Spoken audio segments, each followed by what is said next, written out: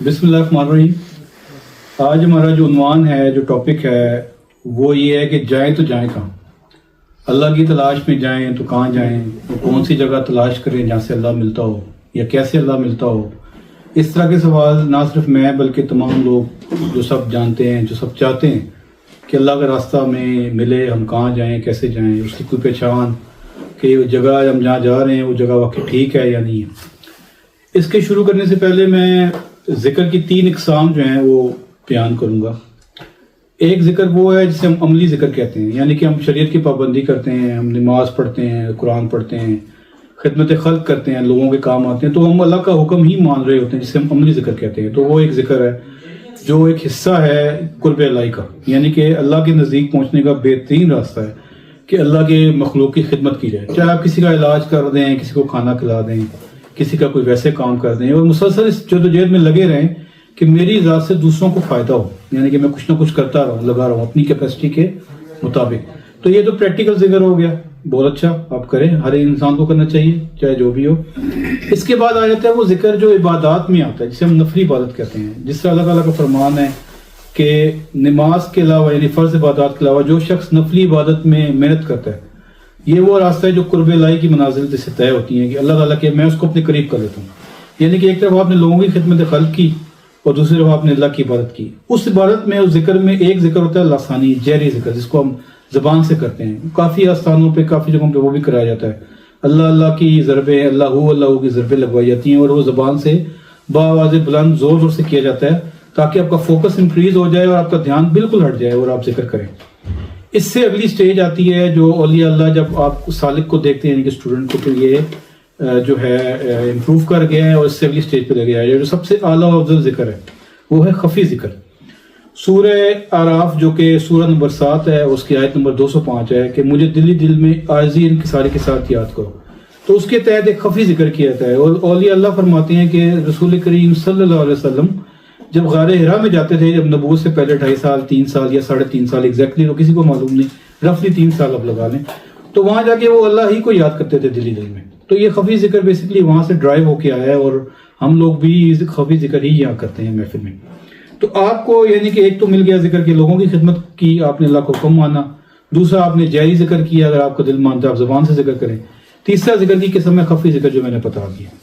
اس کے بعد آ جاتی ہے اگلی سٹیج کہ آخر یہ ذکر تو ہم کر لیں، لیکن کوئی آستانہ، کوئی خانقاہ، کوئی ایسی جگہ، کوئی ایسا درویش جہاں بیٹھا ہو، وہاں پہ جائیں تو کیسے پتہ لگے کہ یہ ہمیں یہاں کرنا چاہیے یا نہیں کرنا چاہیے، یا ان کا وہ مقام مرتبہ علم ہے کہ ہمیں یہاں سے فائدہ ہوگا؟ کیونکہ بہت ساری جگہوں پہ کئی بار ایسے ہوتا ہے کہ 15 20 سال وہ اپنی شیخ کی، مرشد کی خدمت کرتے ہیں اور ان کو کچھ خاص ملتا نہیں ہے، یہ سمجھ نہیں آتا کہ 20 سال بعد ہم کہاں پہنچے ہیں، کیونکہ وہ پہلے پری اسیسمنٹ نہیں کرتے کہ جو اللہ کے ولی ہیں ان کا کیا مقام مرتبہ ہے، جو کہ کرنا بھی مشکل ہوتی ہے، ایسے نہیں کہ آپ ایک دم سے کریں، لیکن ہمیشہ یہ ریکمینڈ کیا جاتا ہے کہ بیعت مت کریں ایک دم سے، پہلے وہاں جائیں، بیٹھیں، دیکھیں، اور یہ ساری چیزیں۔ تو جو بھی صحیح آستانہ ہوگا، جو بھی اللہ کا صحیح در ہوگا، جہاں کو اللہ والے بیٹھے ہوں گے، جو فقیرانہ ہوگا، جو بھی آپ اس کو کہہ لیں،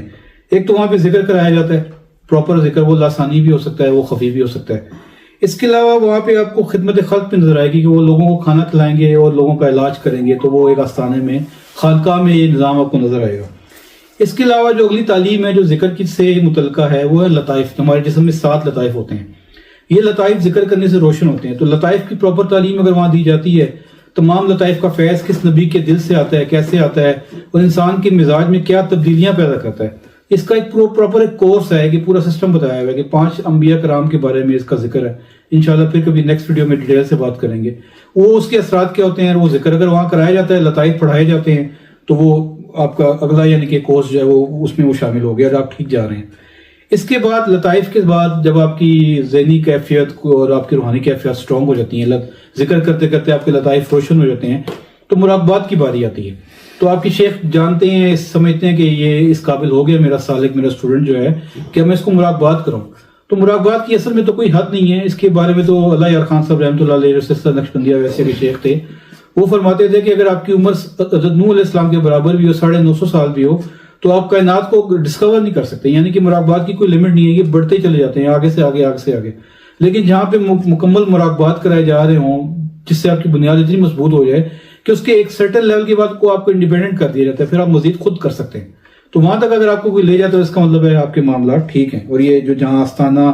یا غریب خانہ یا خانقاہ جہاں بیٹھے ہیں وہ آپ کو صحیح تعلیم مل رہی ہے۔ اس کے بعد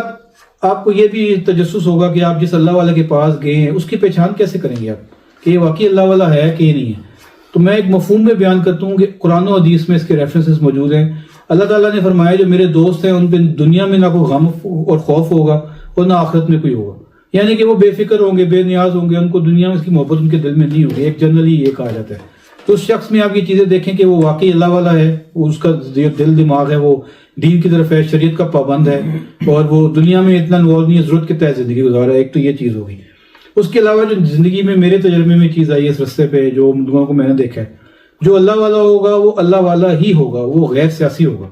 وہ سیاسی جماعتوں کا حصے دار نہیں بنے گا، وہ کسی قسم کے ڈائلاگ بیان بازی نہیں کرے گا، لڑائی جھگڑے میں نہیں پڑے گا، برا بھلا نہیں کہے گا، بلکہ کوشش کرے گا کہ لوگ اللہ کی طرف آئیں، اللہ والے ہوں، ذکر والے ہوں، شریعت کے پابند ہوں، وہ آپ کو اللہ کی طرف لے کے جائے گا، کیونکہ سب سے بڑی جماعت تو اللہ کی جماعت ہے، پوری کائنات ہے اس میں۔ تو ایک سیاسی جماعت میں رہ کے تو آپ ایک دشمنی پال لیتے ہیں دوسری سیاسی جماعت سے، تو پھر اللہ آپ کو کبھی نہیں ملتا۔ تو غیر سیاسی ہونا بہت ضروری ہے اس کے لیے۔ اس کے علاوہ وہ فرقوں سے پاک ہوگا، وہ فرقوں میں لڑائی جھگڑے میں نفرتیں پھیلانے میں کبھی انوالو نہیں ہوگا، وہ اللہ والا ہوگا اور بے خوف تو ہوگا، اور جس کو دیکھ کے اللہ یاد آئے۔ رسول کریم صلی اللہ علیہ وسلم کی کسی حدیث سے یا کسی روایات سے ہے کہ ایسا بندہ جس کو دیکھ کے اللہ یاد آئے۔